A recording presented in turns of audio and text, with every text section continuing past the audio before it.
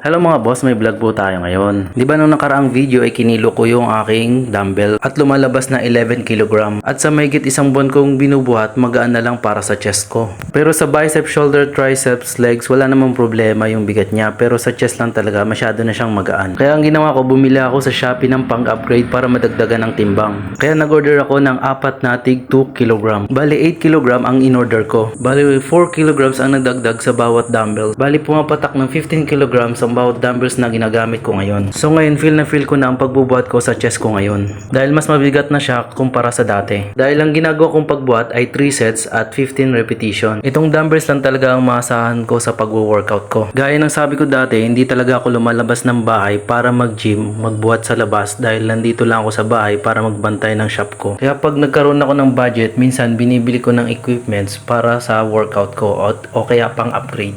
Dati kasi, pagka-graduate ko ng high school, bago mag-college, gym rat talaga ako. Ibig sabihin gym addict. Pagkatapos kasi ng high school, di naman talaga ako nag-college agad. Tuminta ako ng 5 taon bago mag-college. Kaya nagtatrabaho muna ako nun. Kaya ang ginagawa ko, pag out sa work, diretso na ako sa gym. Siguro mga 2 to 3 hours ako nun sa gym bago umuwi ng bahay. At ang malupit pa dun, tuwing day off ko, 8 hours talaga ako sa gym. Dahil whole body talaga ako magbuhat noon. Ganun ako ka-addict mag-gym dati. Gym rat malala. Malala talaga. Tansya ko mga 21 o 22 years old ako noon. O diba napunta na tayo sa throwback ng pag-gym ko.